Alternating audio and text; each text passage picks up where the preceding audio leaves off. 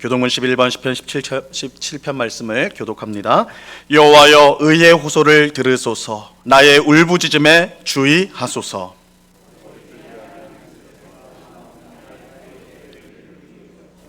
주께서 나를 판단하시며 주의 눈으로 공평함을 살피소서.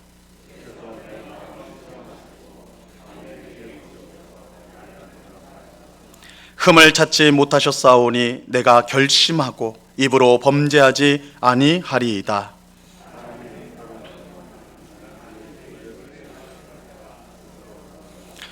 포악한 자의 길을 가지 아니하였사오며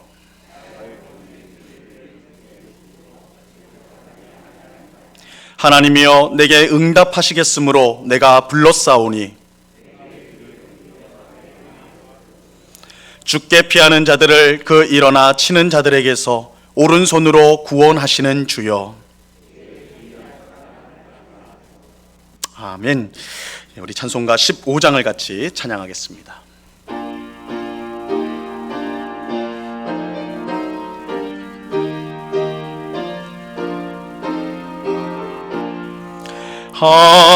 하나님의 크신 사랑 하늘에서 내리사 우리 맘에 항상 계셔 온전하게 하소서.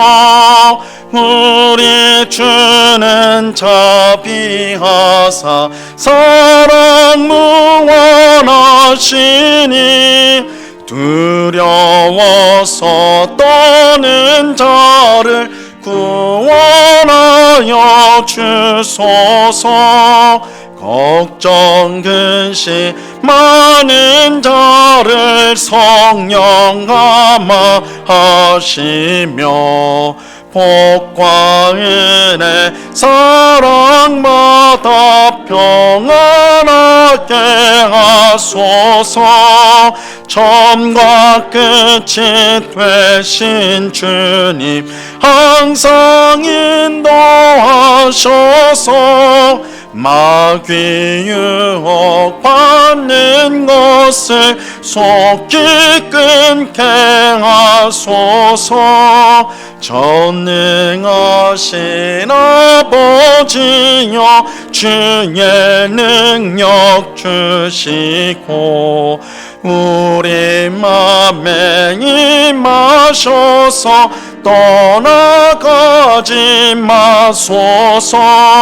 주께 영광 항상 돌려 천사처럼 섬기며 주의 사랑 영영토록 찬송하게 하소서.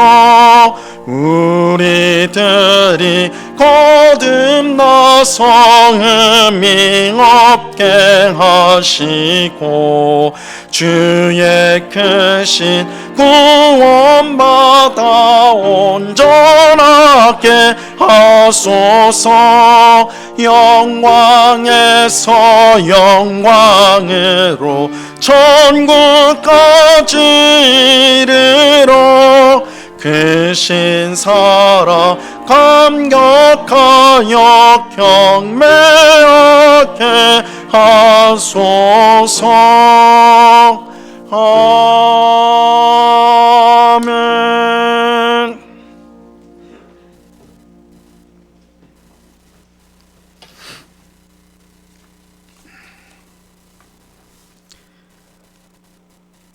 만물을 창조하시고 모든 생명이 있는 것들에 생사화복을 주관하시는 거룩하고 존귀하신 하나님 아버지, 주님의 이름을 찬양하며 그 사랑과 은혜에 감사를 드립니다. 2020년 11월에 네 번째 주일을 허락하셔서 주님 앞에 나아와 찬양과 기도로 아버지께 예배하게 하심을 또한 감사드립니다. 하나님 아버지, 주님께 예배하는 저희의 마음을 정결하게 하시고 오직 순전한 마음으로 하나님만을 바라며 온전히 주님 앞에서 저희 자신을 내려놓는 예배의 시간이 되도록 성령님께서 인도해 주시길 원합니다. 이 시간 먼저 한 주간 원국각지 세상 속에서 살아가며 저지른 저희의 죄와 불순종을 돌이키며 주님께 고백하고 회개하오니 하나님 아버지, 저희를 불쌍히 여겨 주시옵고 저희의 죄를 용서해 주시옵소서. 하나님 아버지, 주님께 간구하는 여러 기도의 제목들이 있습니다. 전례 없는 전 세계적인 코로나 감염병을 속히 예방하고 치유할 수 있도록 주님 허락하여 주시옵고, 그로 인한 경제적인 어려움들을 지혜롭게 극복할 수 있도록 인도하여 주시옵소서. 그래야 이 고난으로 인해서 저희가 더욱 하나님을 의지하며 하나님을 믿는 믿음이 더 굳건하게 세워지는 계기가 되도록 역사해 주시옵소서. 그로 인해 하나님께 감사가 넘치며 주님께 영광 돌리는 저희 모두가 되도록 인도하여 주시옵소서. 은곡교회 여러 가지 행사를 위해 기도합니다. 2021년 목회를 위해 준비 중이신 담임 목사님과 교육자분들을 성령님이 붙잡아 주셔서 모든 일정과 계획을 세우는 일에 어려움이 없게 하시고 하나님의 뜻 안에서 풍성한 열매를 맺는 은곡교회가 되도록 주님 인도하여 주시옵소서.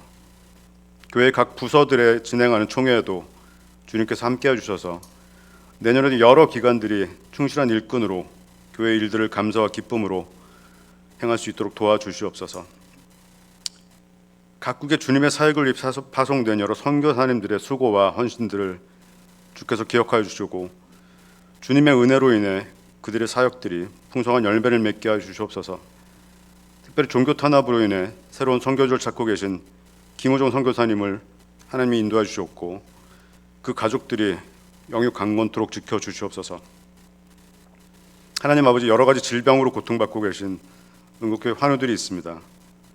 아버지의 크신 능력으로 그들의 질병을 치유해 주시기를 간절히 바랍니다. 간병을 하고 있는 가족들의 마음을 위로해 주시옵고 환우들이 건강한 몸으로 속히 회복되고 주님께 영광 돌리는 교회의 지체들이 되도록 역사해 주시옵소서. 이제 담임 목사님 나오셔서 하나님의 말씀을 선포하실 때 그 마음이 저의 마음밭에 잘 뿌리내리고 성장하여 저의 각자의 삶에 선한 영향을 주며 또한 믿지 않는 사람들에게도 그리스도의 향기를 삶으로 보이는 저희들이 될 수 있도록 주님 인도하여 주시옵소서. 이 모든 말씀 우리 주 예수 그리스도의 이름으로 기도드립니다.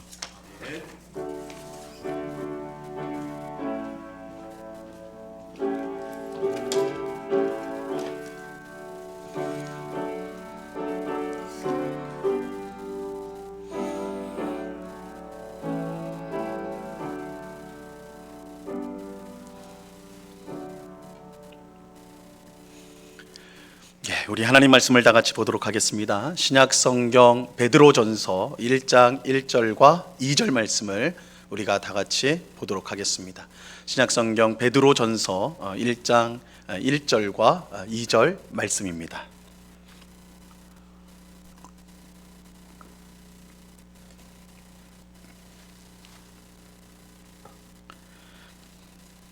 베드로전서 1장 1절과 2절 말씀, 하나님께서 이 시간 우리에게 주시는 말씀입니다. 하나님의 말씀을 들으시기를 바랍니다. 예수 그리스도의 사도 베드로는 본도, 갈라디아, 갑바도기아, 아시아와 비두니아에 흩어진 나그네, 곧 하나님 아버지의 미리 아심을 따라 성령이 거룩하게 하심으로 순종함과 예수 그리스도의 핏부림을 얻기 위하여 택하심을 받은 자들에게 편지하노니 은혜와 평강이 너희에게 더욱 많을지어다. 아멘. 오늘부터 베드로 전서를 차례로 강의하도록 하겠습니다.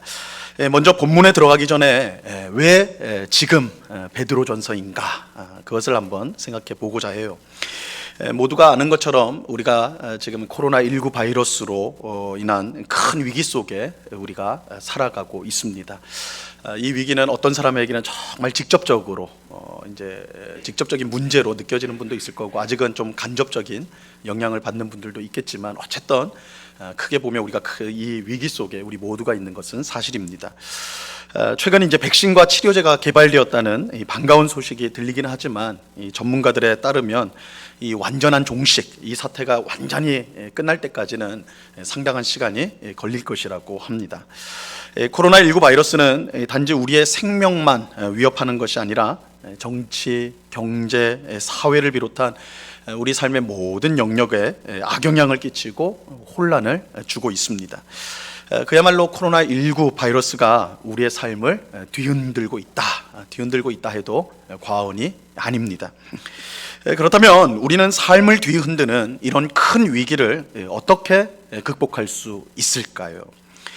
큰 위기를 극복하기 위해 우리가 지금 해야 될 일은, 가장 중요한 일은 무엇일까요?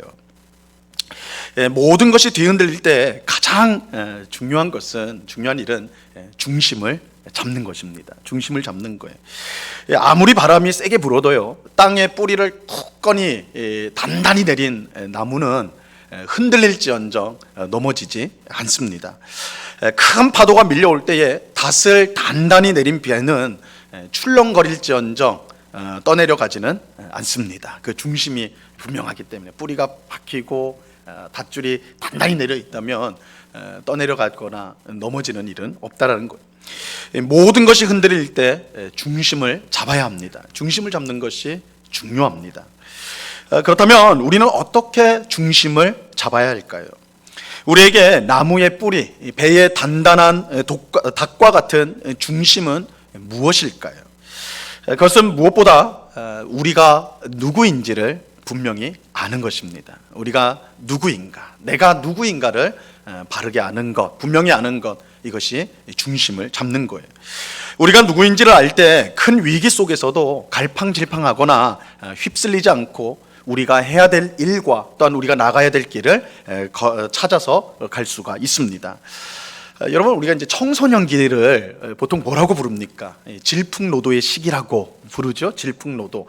이 질풍노도라는 말은 엄청나게 빠르게 부는 바람과 그리고 이제 소용돌이, 무섭게 소용돌이 치는 큰 물결을 질풍노도라고 그렇게 불러요.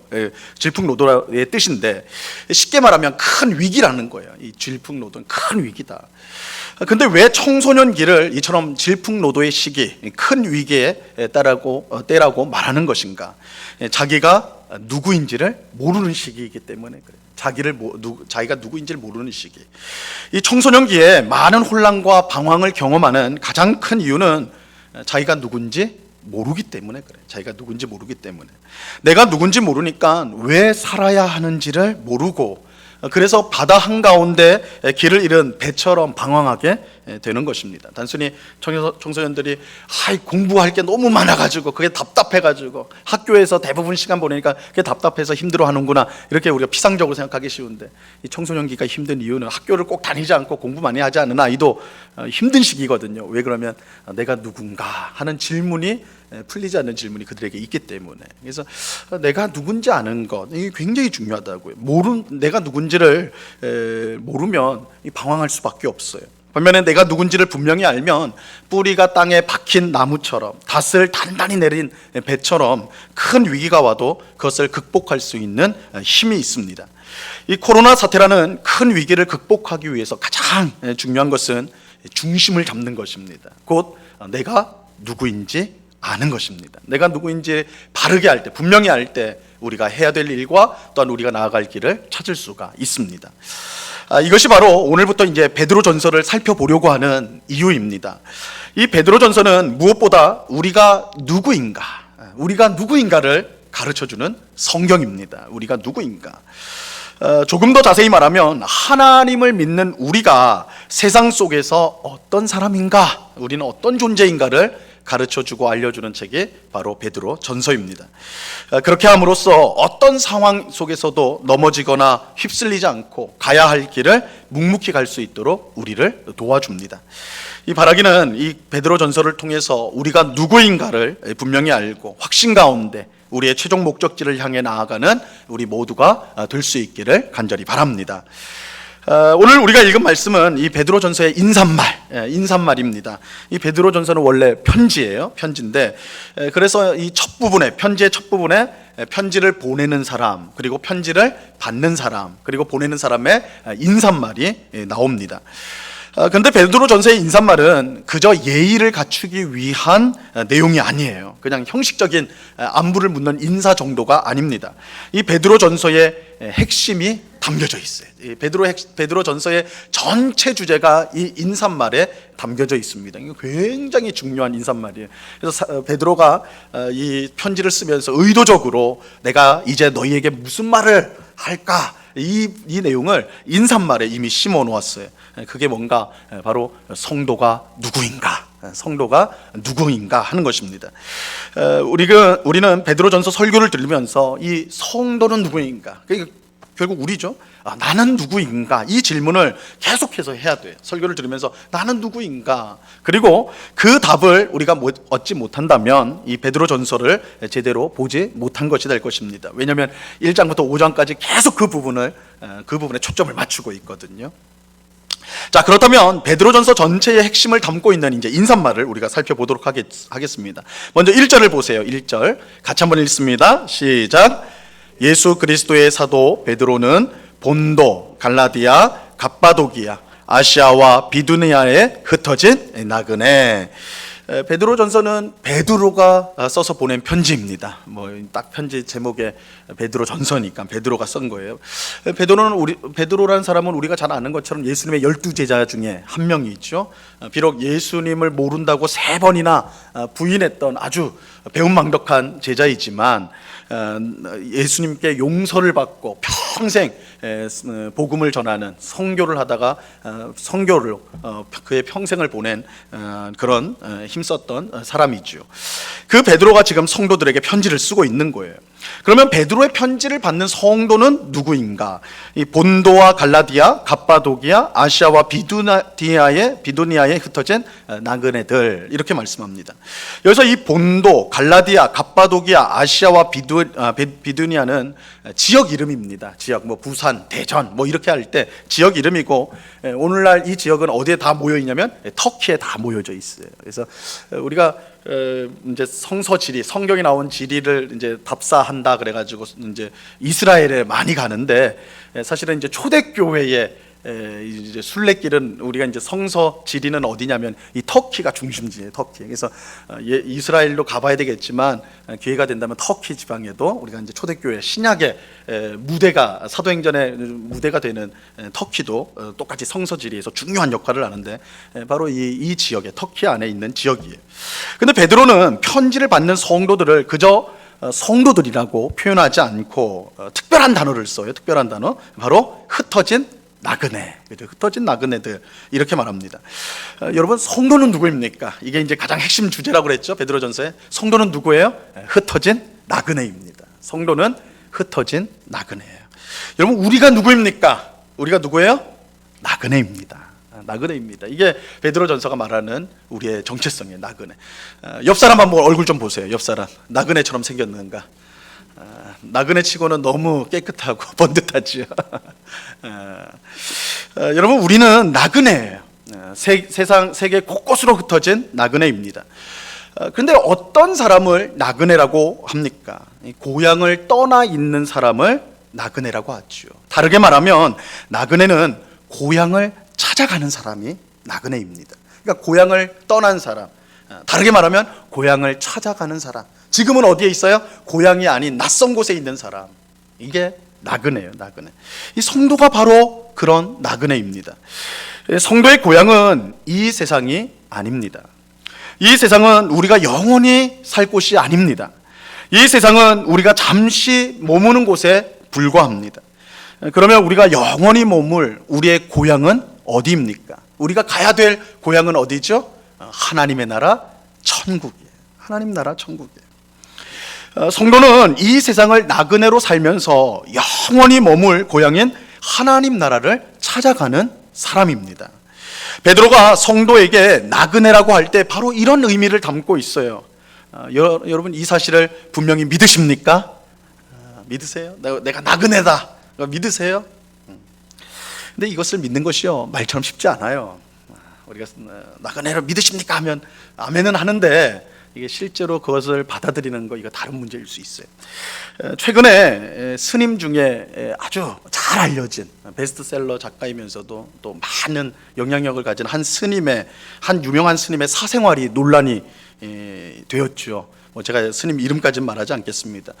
우리는 보통 스님이라고 하면 절에, 사찰에서 이제 사시는 것처럼 우리가 생각을 했는데, 최근 TV에 그 자신의 삶을 공개한 스님은 남산이 창문으로 탁 보이는 서울 시내의 단독주택에서 살고 있었어요. 게다가 어떤 사람들은 그 스님이 자기 소유의 건물을 팔면서 막대한 이익을 챙겼다 이렇게 의심을 하기도 합니다. 이런 사실들이 알려지면서 그 스님이 입으로는 무소유를 가르치면서 정작 자신은, 이것도 이제 신종 새로 만든 언어인데 풀소유라고 그래요. 풀소유. 풀이 뭐예요? 가득하는. 그러니까 입으로는 무소유, 아무것도 가져야지 않아야 된다고 하지만 자신은 풀소유, 다 가진 사람이었다. 뭐 이렇게 모든 것을 가진 풍족한 삶을 살았다. 이렇게 이제 하는 비판이 끌어올랐지요. 결국 스님은 자신의 부덕을 사과하고 모든 활동을 접겠다 이렇게 발표를 하게 됩니다. 제가 잘은 몰라도 불교의 중요한 가르침 중 하나가 비우는 것, 이게 이제 무라고 하죠. 버리는 것, 비우는 것이라고 제가 이제 알고 있는데, 하지만 이게 쉬운 게 아니에요, 그죠? 쉬운 게 아닙니다. 머리 깎고 독신을 하며 수련에 전념하는 스님들에게도 이것이 쉽지 않은 거예요. 제가 지금 이제 스님 이야기를 들려드린 것은, 그러면 기독교 목사들은, 저 같은 목사들은 다 깨끗하냐, 깨끗해서 그런가, 스님 예의를 들었는가? 결코 그런 건 아니에요. 사실은 더 했으면 더 했지, 덜하지 않을 거예요. 부끄럽지만. 다만 최근에 많은 사람이 이제 주목하는 뉴스라서 제가 말씀을 이렇게 이제 드린 것입니다. 우리는 천국을 향해 가는 나그네라고 그렇게 말합니다. 스스로 말합니다. 하지만 나그네인지 아니면 이 세상에서 영원히 살 사람인지 구별이 안 될 때가 많아요. 입으로는 저는 나그네입니다, 우리 이 세상은 잠시 머물 곳이에요, 우리는 천국에 가는 사람입니다, 이렇게 말을 하는데 실제로 그 사람 사는 거 보면 이곳에서 영원히 살 것처럼 그렇게 사는 경우가 많다는 거예요. 여러분, 그 증거가 뭐예요? 염려와 걱정이 그렇게 많아요. 여러분, 우리에게는 왜 이렇게 염려와 걱정이 많은 것일까요? 이 땅에서 너무 잘 살아보려고 하기 때문에 그런 거예요. 잘 살려고 하니까 그에 비례해서 염려와 걱정이 커지는 것입니다. 제가 가족과 자주는 아니고 1년에 한두 번 정도 이제 캠핑을 갑니다. 캠핑을 가는데 이제 답답한 도시를 이제 벗어나 가지고 한적한 야영지에 가서 텐트 치고 이제 하루를 보내요.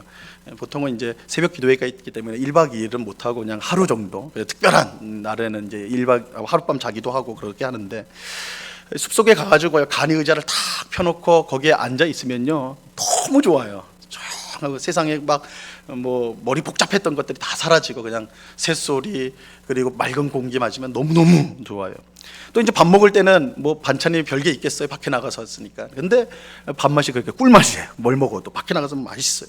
그러니까 이런 즐거움 때문에 이제 캠핑을 하는 것이죠.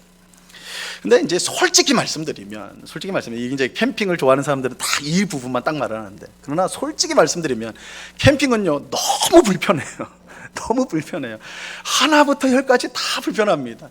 제가 이제 텐트에서 자는 게 굉장히 낭만적으로 생각하잖아요. 근데 저도 텐트 사놓고는 사실은 한두 번밖에 못 잡았어요. 밖에 나가서 펴보고 잔 거는 하루 이틀밖에 안 되는데, 집에서 편안히 집에 방 안에서 자는 거랑 비교가 안 돼요. 너무 힘들어. 계속 깨고 뭐 등은 딱딱하고 뭐 좁고 이러니까 너무 불편해요. 잠자는 거 너무 불편해요. 식사 준비할 때 뭐 밖에 나왔으니까 뭐 다양한 뭐가 있습니까? 없으니까 대충 하는 거예요. 그러니까 뭐 그것도 쉽지 않아요. 그죠?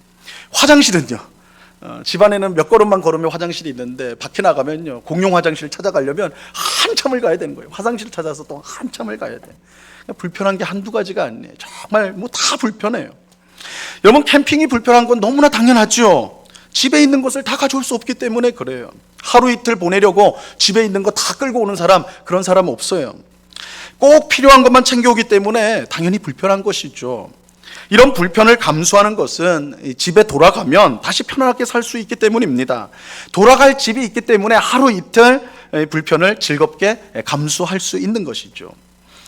하지만 만약 캠핑을 하면서 내가 이거 너무 좋으니까 내가 여기서 영원히 살아야 되겠다, 내가 평생 이 자리에서 살아야 되겠다, 이렇게 생각하면요 상황은 완전히 달라지는 거예요. 그때부터는 염려와 걱정이 떠나지를 않아요. 그죠? 하루 이틀을 지내는 것과 차원이 다른 문제들이 계속해서 발생하기 때문입니다. 마찬가지로 우리가 이 세상에서 잘 살려고 하면 할수록 염려와 걱정이 커가는 거예요. 왜냐하면 계속해서 부족한 게 보이고 불편한 것이 보이기 때문에 그렇습니다. 하지만 우리가 이 세상에서 나그네의 삶, 즉 캠핑을 한다고 생각하면 상황은 많이 달라져요. 불편한 것을 당연히 여기게 되고, 그래서 염려와 걱정 또한 많이 줄어들게 되어 있어요. 여러분, 성도는 누구입니까? 나그네예요. 우리는 나그네입니다. 이 세상에서 잠시 지내다가 영원한 고향인 하나님 나라로 가는 나그네들이에요. 그래서 이 세상에서 사는 것이 여러 가지로 불편해요. 내 고향이 아니기 때문에 그래요. 내 나라가 아니기 때문이에요. 항상 외부인이고 항상 외국인이에요. 나그네는 집을 짓지 않습니다. 그저 발이 닿는 곳에서 잠시 머물 곳만을 찾을 뿐이에요. 이런 나그네는 앞일에 대해 미리 염려하고 걱정하지 않아요.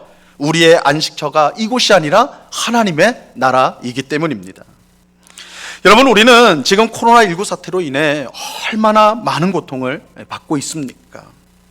근데 바이러스에 전염되는 것도 이제 큰 걱정이지만 더 큰 걱정은 대부분 이렇게 생각할 거예요. 야, 어떻게 살아야 되냐? 이제 앞으로 어떻게 살아야 되느냐? 이 경제가 계속 어려워진다는데, 집값은 계속 올라가고 전세값도 계속 올라가는데 이거 어떻게 살아야 되냐? 이런 걱정이, 이 막연한 미래가 우리를 두렵게 만들죠. 하지만 우리가 나그네라는 분명한 인식을 가지면요, 세상이 다르게 보입니다. 물론 우리가 나그네다라고 분명한 인식을 가졌다고 해서 이 불안한 미래가 어느 순간 딱 그 생각을 딱 품는 순간 장밋빛으로 변한다, 그건 아니에요. 현실은 그대로예요. 현실은 현실이죠. 하지만 그 현실을 바라보는 우리의 생각이 달라집니다. 나그네의 삶은 매일이 고달퍼요. 낯선 곳에 있기 때문이죠. 하지만 분명한 사실은 가야 할 고향이 있기 때문에 낯선 곳에서의 불편한 삶이, 고달픈 삶이 그것이 결과가 아니라 과정일 뿐인 것입니다. 여러분, 이게 이 차원이 다른 거예요.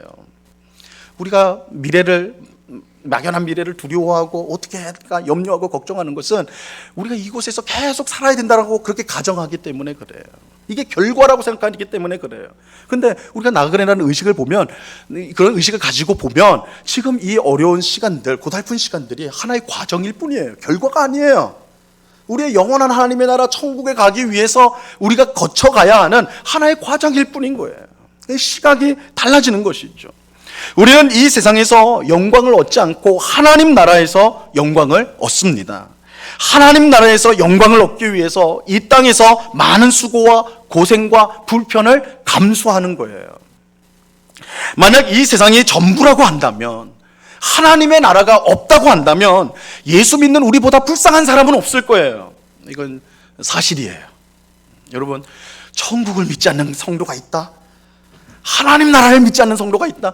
그 사람 예수 믿는 이유가 없는 거예요. 불쌍한 사람이에요. 우리가 예수님 믿는 것 때문에 이 땅에서 힘든 삶을 살잖아요. 불편한 삶을 살잖아요. 세상 사람들처럼 마음대로 살지 못하잖아요. 그런데 하나님 나라가 없다? 우리가 갈 천국이 없다? 그렇게 생각한다면 예수 믿을 이유가 없는 거예요. 그죠? 하지만 하나님의 나라가 장차 우리에게 주어지는 것이 확실하다면 지금의 많은 수고와 고생과 불편은 얼마든지 감당할 수 있는 것입니다. 실제로 우리 믿음의 선배들은 하나님 나라를 바라보면서 어렵고 힘든 이 땅의 삶을 끝까지 잘 견뎌냈어요. 여러분, 우리가 지금 코로나 때문에 너무너무 힘들다고 하지만 사실 우리 믿음의 선배들, 이전에 교회 역사 속의 선배들은요, 예수 믿는 것 때문에 죽음을 각오했던 그런 순간들도 너무너무 많았거든요. 이 코로나랑은 이 비길 수 없는 위기 속에서, 고통 속에서, 고난 속에서 끝까지 믿음을 붙들었던 믿음의 선배들이 있어요. 그들이 어떻게 그럴 수 있는가? 그들은 영원한 천국을 바라봤기 때문에 그래요. 그들은 이 땅의 삶이 나그네 삶이라는 것을 분명히 인식했기 때문에 그래요. 이 땅의 삶이 결과가 아니라 과정이라는 것을 분명히 믿었기 때문에 그래요.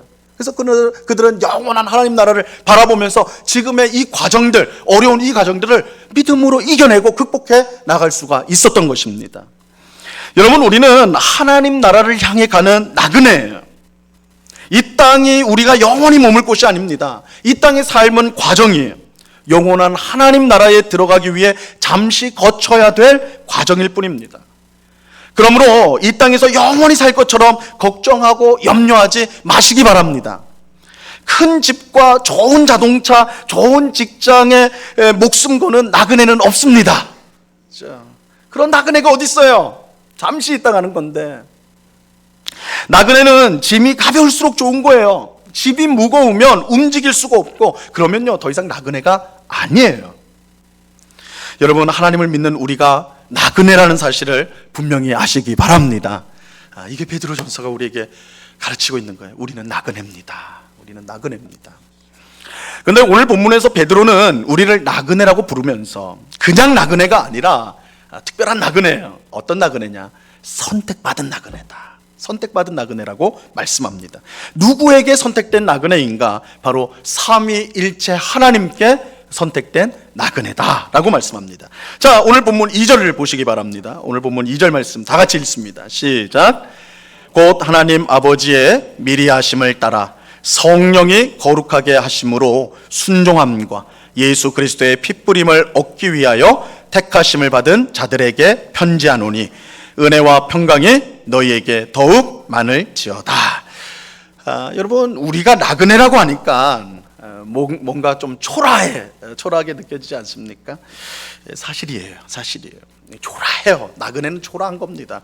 막 화려한 나그네가 세상에 어디 있어요? 폼나는 나그네가 어디 있어요? 초라한 게 나그네예요. 죄송한 말씀이지만 우리나라에서 일하시는 이 외국인 근로자들 많이 계시잖아요.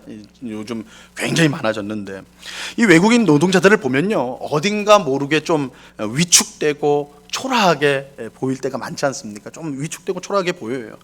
뭐 당연하죠. 말도 통하지 않고 아는 사람도 없고 외국인이라서 또 차별받는 것도 많기 때문에 그렇습니다. 이게 참 위축되게 하는 거예요. 저도 1년 동안 외국에서 산 적이 있는데 참 초라해져요. 뭐 나가서 말도 안 통하죠. 친구도 없죠. 뭐 그리고 괜히 차별받는 것 같죠. 이러면 참 초라해져요. 그래서 집에 있다가도요, 딱 어떤 일이 있어서 밖에 나가야 된다. 그럼 그때부터 초긴장이 되는 거예요. 심지어 과자를 사기 위해서 집 앞에 있는 슈퍼마켓 갈 때도 초긴장하고 가요. 왜냐하면 계산할 때 이 계산하는 사람이 나한테 말 걸까봐. 말 걸면 뭐 우리는 뭐 그게 뭔 대수냐 그러죠. 아니요, 그 사람이 막 말을 하는데 제가 말을 하지 못한다. 이게 얼마나 바보스럽습니까? 그러니까 항상 그런 긴장을 하는 거예요. 그런데 재밌는 사실은요, 제가 이제 여러 일이 있어가지고 네팔과 태국과 베트남을 제가 이제 방문한 적이 있습니다. 갔는데 이 나라들은 그 외에도 있지만 이 나라들은 우리나라에 이제 외국인 노동자로 오신 분들이 많은 나라들이잖아요. 그래서 제가 이제 거꾸로 이제 그 나라에 가서 이제 상점에서 뭐 물건을 살 때 한국에서 일했던 분들을 각 나라에서 상점에서 제가 다 만났는데 워낙 많다 보니까 이제 만나게 되는 거죠. 그럼 어떻게 한국에서 일한 것을 알 수 있느냐? 한국말을 능통하게 잘해요. 한국말을 딱 들어갔는데 제가 한국 사람인 걸 아니까 한국말로 아주 뭐 막 설명을 해주고 뭐 이거 사라고 막 그렇게 해. 그래서 이 사람 한국에서 일했구나, 이걸 이제 딱 알 수가 있는 것이죠. 몇 년을 일했으니까 한국말을 능통하게 해요. 근데 그 사람들의 표정을 보면요, 그렇게 당당해요. 그렇게 당당해요. 내가 한국에서 볼 때 뭐 딱 그 사람을 본 건 아니지만 보통 한국 사람 좀 위축돼 보이고 초라해 보이는데 거기서 보니까 아주 당당하고 씩씩하단 말이에요. 왜 그럴까요? 자기 나라잖아요. 입장이 바뀐 거예요. 제가 외국인이에요. 그분들은 자기 나라고, 그죠? 그러니까 씩씩하고 당당한 거예요. 여러분, 나그네는 참으로 초라합니다. 이 세상 속의 성도는 참 초라한 존재예요. 하지만 베드로는 우리가 이 세상에서 초라한 나그네에 불과하지만 실제로는 너무나 특별한 존재라고 말씀합니다. 마치 조개가 초라한 껍질 속에 아름다운 진주를 품고 있는 것처럼 성도는 나그네라는 초라한 모습 속에 놀라운 보물을 품고 있다는 거예요. 그 보물이 뭐냐? 바로 삼위일체 하나님의 선택하심을 받았다. 여러분, 우리가 이 세상에서 초라한 나그네라서 별 볼 일 없는 사람들인데, 그러나 그 속에는요, 너무 귀한 보물을 우리가 다 갖고 있어요.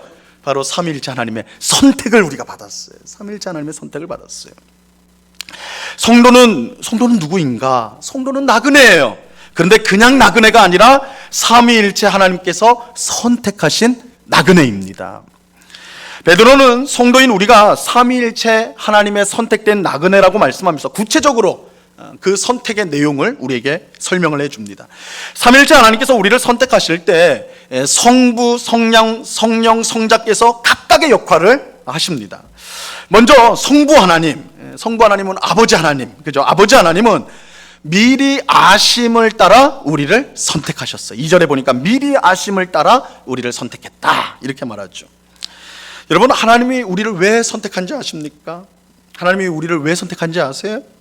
우리가 교회 잘 다니고 이웃도 사랑하고, 그죠? 또 봉사도 잘하니까 하나님이 야, 기특하다, 그래 내가 너 천국으로 데려가야 되겠다, 그래서 선택하셨을까요? 전혀 그렇지 않습니다. 우리가 선택할 이유가 있어서 하나님이 우리를 선택한 것 절대 아닙니다. 절대 아니에요. 하나님은 미리 아심을 따라 우리를 선택하셨는데, 여기서 이 미리 아심이라는 것은 우리에게 어떤 자격이 있다라는 것을 미리 아셨다는 뜻이 아니에요. 우리의 어떠함을 전혀 보지 않고 오직 자신의 뜻대로 선택하셨다는 뜻이에요. 에베소서 1장 4절 말씀에 보면요, 이렇게 말씀합니다. 같이 이 말씀 읽어보죠. 시작. 곧 창세전에 그리스도 안에서 우리를 택하사 우리로 사랑 안에서 그 앞에 거룩하고 흠이 없게 하시려고. 자, 하나님이 우리를 언제 선택하셨다고 말합니까? 언제 택했다고 그래요? 창세전에, 그렇죠? 여러분, 이 창세전이라는 건 세상이 만들어지기 전에, 그러니까 하나님이요, 우리를 선택하셨는데 우리가 태어나기 전에 선택한 것, 그것도 아니에요. 언제요? 세상이 만들어지기 전에. 다시 말하면 성부 하나님이 우리를 선택하신 것은 우리에게 이유가 있는 것이 아니라 누구에게 이유가 있어요? 하나님 자신에게요. 왜요? 우리는 없었다니까요.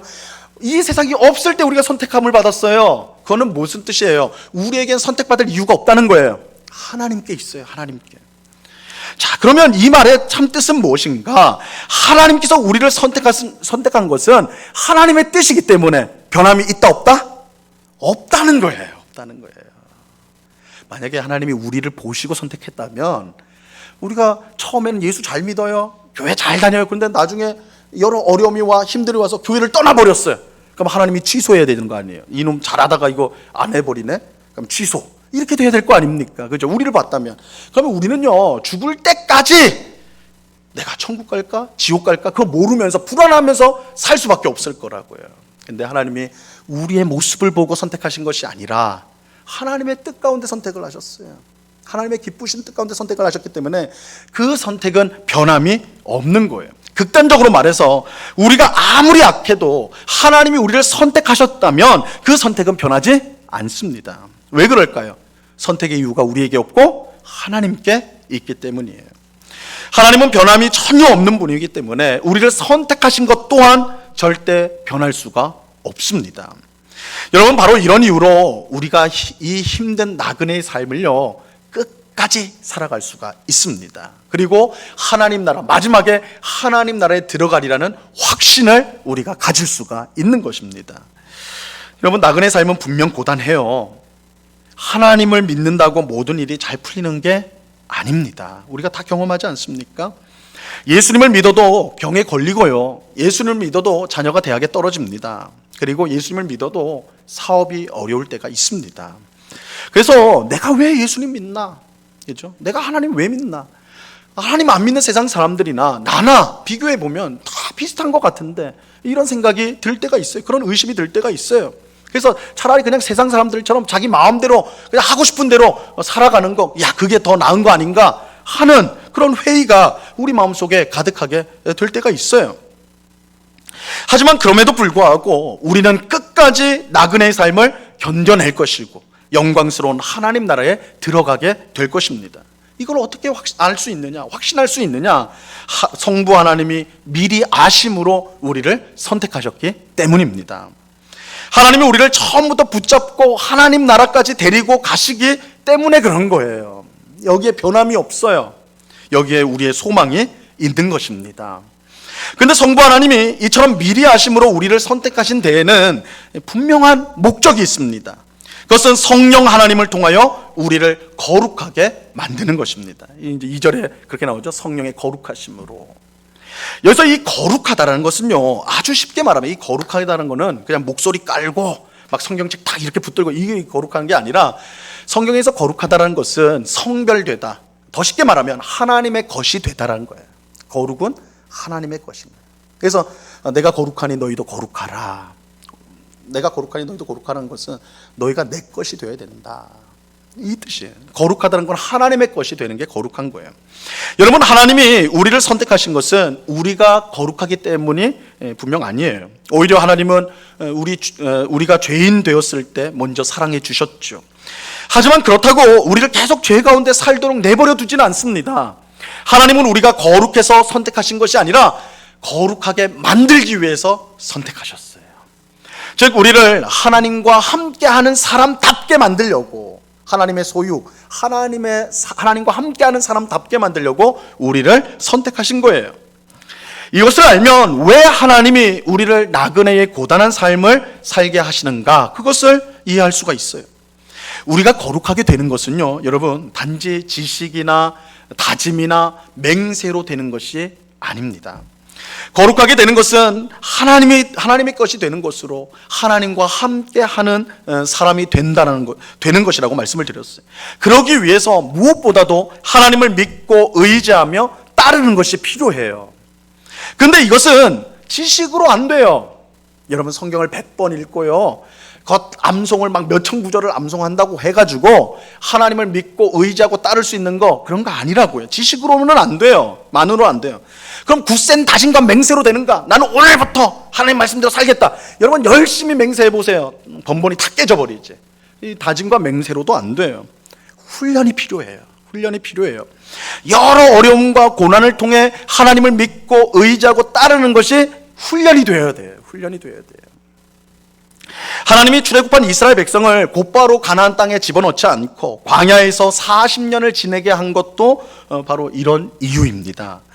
물론 이스라엘 백성이 곧바로 가나안 땅에 들어가지 못한 것은 그들의 불순종, 하나님 말씀에 대한 불순종 때문이었지만, 하나님은 이 광야 40년 동안 이스라엘 백성들을 훈련시켰어요. 거룩한 백성으로 훈련시켰어요. 하나님의 것으로 훈련을 시켰어요. 아무것도 없는 광야에서 하나님만 믿고 의지하며 따라가는 삶을 훈련시켰던 것입니다. 즉, 이스라엘 백성이 거룩해지기 위해서 광야 40년이 필요했어요. 이 광야의 생활이 뭐예요? 나그네잖아요, 나그네. 여러분, 광야에서는 집 못 지어요. 천막에 천막. 그래서 하나님도 천막에 계셨잖아요. 성막, 그죠? 텐트에 계셨단 말이에요. 40년 동안 이스라엘 백성들이 텐트 생활을 하면서 뭘 경험했어요? 하나님을 믿고 의지하고 따르는 삶. 이걸 다르게 말하면 거룩하게 되는 것을 훈련을 했어요. 우리는 나그네 삶을 살면서 성령님의 인도와 능력으로 거룩을 훈련받게 되는 것입니다. 하나님과 함께하는 사람으로 만들어져 가는 거예요. 이것이 바로 하나님께서 우리를 선택하신 목적이에요. 그 목적을 성령님, 우리 안에 계신 성령께서 그 일을 이루어 가세요. 여러분, 지금 우리의 삶의 이 광야와 같은 세상의 이 나그네의 삶이요, 우리를 거룩하게 만드는 과정이에요, 과정. 이처럼 성부 하나님은 우리를 미리 하심으로 선택하셨고, 성령 하나님은 우리를 거룩하게 만드십니다.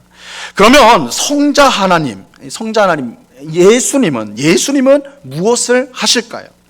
예수님은 성부 하나님께 선택을 받고 성령 하나님으로 거룩하게 된 성도가 어디까지 이르러야 하는 것을 보여주시는 일을 하세요. 어디까지 이르러야 하는가? 우리는 예수님이 우리의 구원자이면서 또한 우리가 쫓아가야 될 믿음의 선구자임을 알아야 돼요. 믿음의 선구자이라는 걸 알아야 돼요. 그러니까 예수님이 우리 앞서가셔서 나를 따라와라 할 때 이건 믿음의 선구자예요. 믿음의 선구자. 우리는 예수님을 쫓아가야 돼요. 어디까지 쫓아가야 될까? 예수님이 우리의 구원을 이루기 위해서 하나님의 뜻에 순종하여 십자가에 죽으신 데까지 우리가 따라가야 돼요. 이것이 오늘 본문 2절에서 말씀하는 예수님의 순종함과 핏부림이에요. 예수님의 순종함과 핏부림. 우리 성경에는 그냥 예수 그리스도의 핏부림만 해서 앞에 순종함은 떨어져 있는데, 예수님의 순종함과 핏부림, 이렇게 이제 보셔야 돼요. 예수님의 순종함과 핏부림. 예수님은 하나님의 아들로서 아무 죄가 없는 분이셨지만 하나님의 뜻을 따라 사람이 되셨고, 사람이 되어 이 세상에 오셨고, 우리 죄를 대신 짊어지시고 십자가에 피 흘려 죽으셨어요. 이를 통해 구원을 이루셨습니다. 근데 예수님께서 이처럼 순종함으로 십자가에서 피 흘리신 것은 단지 우리에게 구원만 주는 것이 아니라 하나님께 선택을 받고 성령으로 거룩하게 된 성도가 이르러야 할 자리를 보여주는 거예요. 즉 우리 또한 예수님처럼 하나님의 뜻에 순종함으로 핏부림, 우리도 핏부림의 자리로 가야 돼요. 근데 이 핏부림의 자리는 뭐예요? 우리도 십자가에 다 못 박혀야 된다. 아니요. 예수님이 받으신 그 고난의 자리로 나아가야 된다는 거예요. 이렇게 보면 이 세상에서 성공하기 위해서 예수님을 믿는다? 이건 얼마나 헛된 생각인지 몰라요. 네, 좀 기도 열심히 하고 봉사 열심히 해서 하나님께 덕을 받아가지고 내가 하고 싶은 거 다 좀 해보고 싶습니다. 내 사업도 성공하고 자녀들도 잘 되고 그렇게 하기 위해서 교회 나옵니다. 여러분 그거 헛된 생각이에요.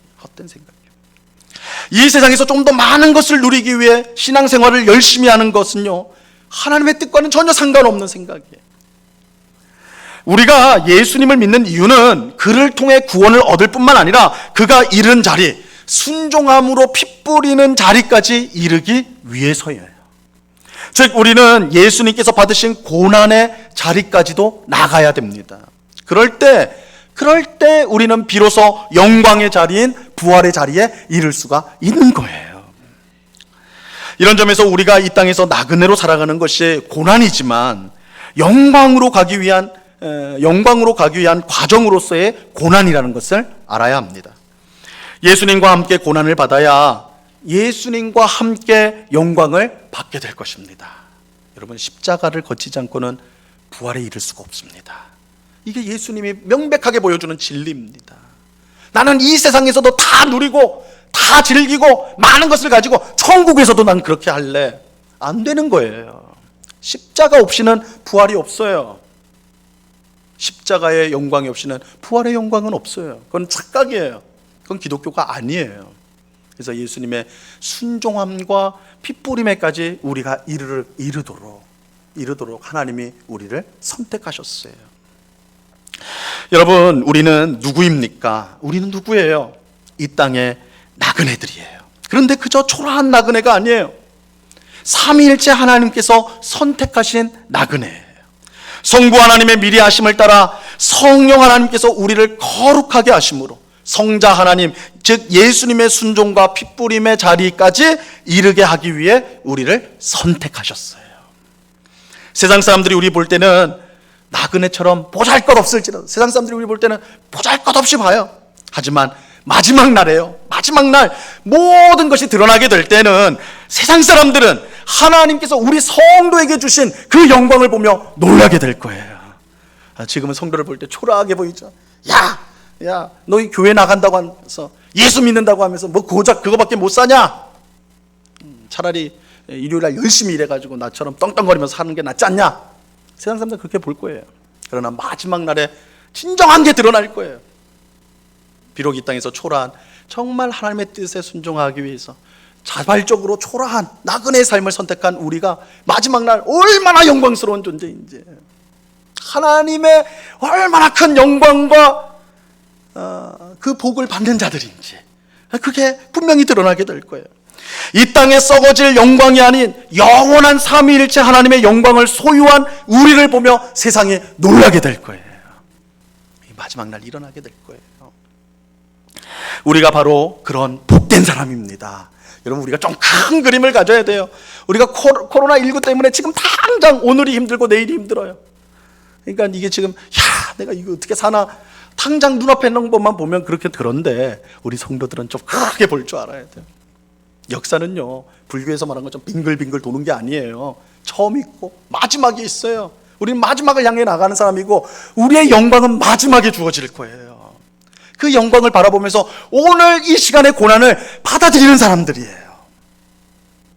하나님의 뜻대로 사는 게 고단하고 힘들지만 그거를 기꺼이 그 불편한 거, 그 어려움을 감내하는 거예요. 마지막 날 있을 영광을 바라보면서. 그러니까 최후 승리는 누구의 것이에요? 우리 것이에요. 신자들의 것입니다. 우리가 누군지를 분명히 알므로 이 위기의 때를 잘 극복해 나가는 우리 모두가 될 수 있기를 바랍니다. 당장 내일만 보지 마시고 마지막 날, 최후의 날 우리 주님이 우리를 칭찬하시는 삼위일체 하나님의 영광을 우리에게 주실 그 마지막 날을 우리가 바라보면서 오늘도 세상 사람들이 우리를 어떻게 보든 상관없이 나그네로서 하나님의 뜻에 순종하면서 이웃을 사랑하면서 우리에게 주어진 가정과 일터에서 최선을 다해 나가는 세상 사람들처럼 속이고 꽁수 쓰고, 그게 아니라 성령의 거룩하게 하심을 쫓아서 그 하나님의 방식대로 끝까지 미련하게 살아나가는, 그래서 마지막 날 정말 잘했다, 충성된 종이다, 하나님 삼위일체 하나님의 영광을 받는 부활의 영광에 이르는 우리 모두가 될 수 있기를 우리 주님의 이름으로 간절히 축원합니다. 기도하겠습니다. 하나님 아버지, 감사합니다. 우리는 누구입니까? 우리는 나그네입니다. 이 세상은 우리의 나라가 아닙니다. 우리가 영원히 살 곳도 아닙니다. 우리는 천국을 찾아가는 나그네들입니다. 그렇기 때문에 초라합니다. 불편합니다. 힘듭니다. 그러나 우리는 참으로 복된 나그네들입니다. 삼위일체 하나님께서 선택하신 나그네들이기 때문입니다. 우리의 영광은 이 땅에 있지 않고 마지막 날 영원한 하나님 나라에서 주어지게 될 것입니다. 그 영원한 영광, 그 복된 날을 우리가 바라보면서 오늘 하루하루를 믿음으로 살아가는 우리가 되게 하여 주시옵소서. 지금 당장은 우리의 삶이 고단하고 하나님을 따라 하나님의 말씀에 순종하는 것, 예수님을 따라 사는 것이 참으로 힘들고 불편하다 할지라도 이것이 영광으로 나아가는 유일한 길임을 알고 오늘도 이 나그네의 삶을 기쁨으로 즐거움으로 그렇게 살아가는 주의 백성들이 다 될 수 있도록 주님 주장하여 주시옵소서. 우리는 연약하지만 주께서 우리를 붙들어 주시기 때문에 우리의 마지막은 영광스러울 줄로 믿습니다. 하나님을 꼭 바라보고 의지하며 특별히 코로나로 인하여 어려워진 이 시기를, 마지막 날을 바라보는 그 믿음으로 승리하며 나아가는 저희들 다 될 수 있도록 도와주시옵소서. 감사와 찬양을 주께 드리오며 예수 그리스도의 이름으로 기도드리옵나이다. 아멘. 우리 찬송가 191장을 같이 찬양하도록 하겠습니다.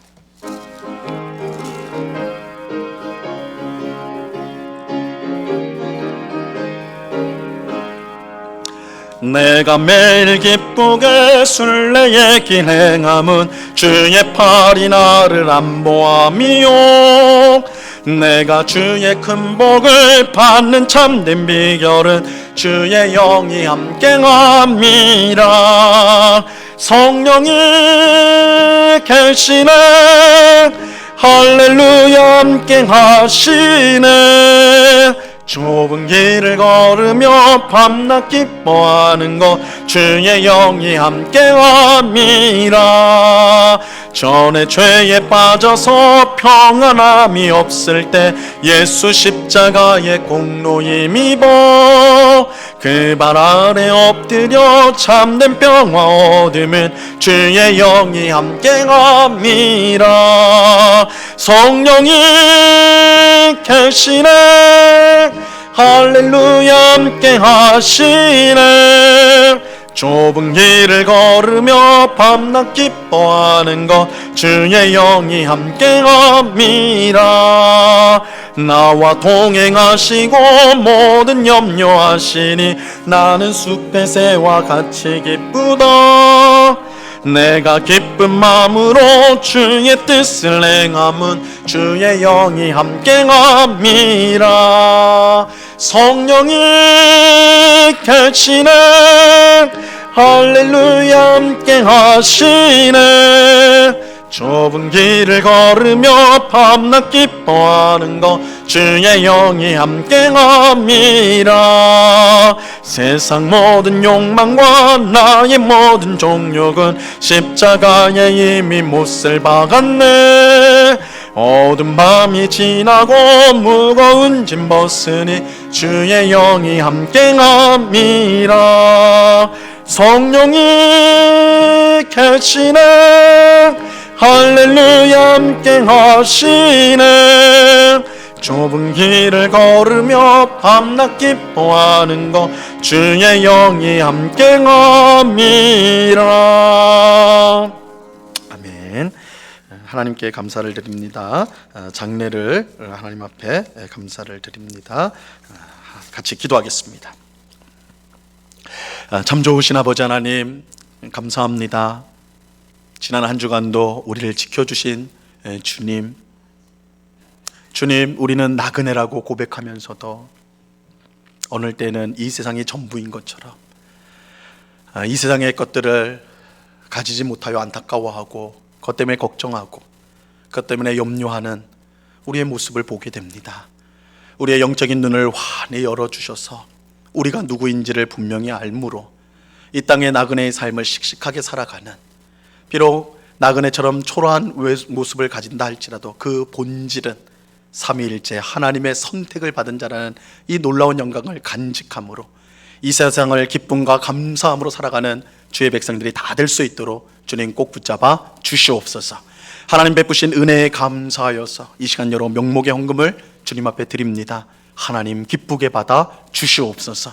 이 헌금이 사용되어지는 곳마다 주님의 복음이 힘있게 증거되어지게 하시고 어렵고 힘든 이웃들을 돕고 살리며 또한 주님의 몸된 교회를 든든히 세우는 데 쓰여지는 귀한 헌금이 되게 하여 주시옵소서.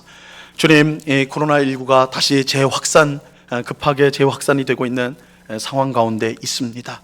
주님, 올 한 해 계속 이러한 오르고 내리락하는 그런 상황 속에서 우리 또한 갈피를 잡지 못하고 늘 불안해하는 그런 우리의 모습입니다. 주님, 저희들을 불쌍히 여겨 주시옵소서. 우리의 힘으로 이 일들을 감당할 수가 없습니다. 막을 수가 없습니다. 주님, 우리를 불쌍히 여겨 주셔서 이 역병이 속히 하나님의 은혜로 멈춰지게 하여 주옵시고, 아버지 하나님, 이러한 위기 상황 속에서 우리가 나그네의 삶으로 부르심 받았음을 분명히 알고, 아버지 하나님, 우리가 마땅히 해야 될 일들에 최선을 다하는 주의 백성들, 그저 염려함으로 걱정함으로 시간을 보내는 것이 아니요 나그네로서 우리가 해야 될 일에 집중하며 최선을 다하는 주의 백성들이 다 될 수 있도록 주님 꼭 붙잡아 주시옵소서. 아버지 하나님, 특별히 우리 환우들을 하나님 기억하여 주옵시고 하나님의 능력의 손으로 붙들어 주사, 아버지 하나님, 이 어려운 시기에 오히려 하나님의 강하심과 은혜 주심을 더욱더 선명히 경험하는 복된 시간이 될 수 있도록 우리 하나님 도와 주시옵소서. 오늘 주일 예배 나오는 가운데 여러 가지 간절한 기도의 제목을 나오고 소원을 가지고 주 앞에 나온 주의 백성들을 기억하여 주사 하나님의 뜻 가운데 응답받고 하나님의 은혜를 풍성히 누리며 하나님을 찬양하는 우리의 삶이 될 수 있도록 하나님이여 주장하여 주시옵소서. 감사와 찬양을 주께 드리오며 예수 그리스도 이름으로 기도드리옵나이다. 아멘. 교회 소식을 전하도록 하겠습니다. 주보 마지막 면을 봐주시기를 바랍니다. 우리 다음 주가 11월 마지막 주일이죠. 11월 29일, 저희 교회에서는 11월 마지막 주일에 은퇴식이 있습니다. 우리 다음 주에 은퇴식이 있는데, 원래 저희가 은퇴식은 오후 찬양 예배 때 은퇴 감사 예배로 이렇게 늘 드려왔지만 저희가 오후 찬양 예배를 모일 수 없는 상황이라서 다음 주일에는 2부 예배 후에 은퇴식을 하게 되겠습니다. 그래서 예배 마치고 바로 은퇴식을 우리가 이제 본당에서 갖게 되는데요. 우리 배문호 장로님과 우리 송호숙 권사님이 이제 은퇴를 하게 됩니다. 우리 두 분을 기억하시고 앞으로의 삶 가운데 더 은퇴 후의 삶이 복될 수 있도록 또한 기도해 주시기를 부탁을 드립니다. 그래서 은퇴식에 참여하고자 하는 우리 성도님은 2부 예배를 다음 주에 드려주시기를 부탁을 드리고요. 주일학교 교사 모집하는 것 우리 계속해서 광고를 드리고 있죠. 많이 자원해서 헌신해 주시기를 부탁을 드립니다. 모든 기관과 부서는 총회를 11월 안으로 해주시기를 부탁을 드리고 결과를 교회 사무실로 알려주시기 바랍니다. 우리 수능 시험이 이제 계속 앞으로 다가오고 있습니다. 우리 수능 시험 치르는 우리 수험생들 위해서 기도해 주시고, 시험을 치르지 않고 사회생활을 이제 또 바로 시작하는 우리 또 자녀들도 있습니다. 그들을 기억하면서 또 기도해 주시기를 바랍니다. 헌옷 수집 다음 주까지 하는 거 기억해 주시고요. 우리 주일 저녁에는 가정 예배를 꼭 드리는 거 권면해 드리고 있습니다. 주일 예배를 꼭 가정 예배를 꼭 드려 주시기 바랍니다. 교우 소식을 전합니다. 우리 김한준 집사님이 지난주에 하나님의 부르심을 받고 교회 주관으로 이렇게 장례를 잘 진행을 하였습니다. 우리 김한준 집사님은 고 종소순 집사님의 남편인데요. 우리 종소순 집사님은 지난 3개월 전에, 그러니까 8월이죠. 그때 이제 하나님의 부르심을 먼저 받았고 3개월 후에 이렇게 우리 남편인 김한주 집사님이 부르심을 받았습니다. 우리 남겨진 우리 자녀들 우리 위해서, 유족들을 위해서 기도해 주시기를 부탁을 드립니다. 우리 임성태 우리 청년부 형제가 군에서 어제 제대를 했습니다. 2부 예배 때 이제 참석할 예정인데요. 보시면 많이 축하해 주시고 격려해 주시길 바랍니다. 모임 광고를 드립니다. 구역회 바울의 루디아회 원래 및 총회가 오늘 2부 예배 후에 있다는 것 기억해 주시기를 바랍니다. 예, 우리 모두 그 자리에서 일어나서 찬송가 53장을 같이 찬양하도록 하겠습니다.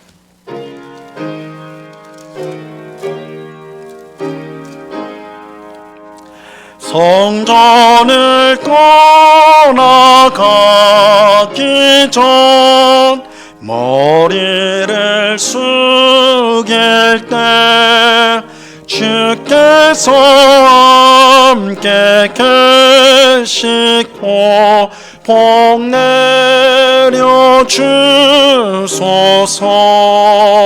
집으로 돌아가는 길 주 동행하시고 내 모든 언행 심사를 다 지켜주소서.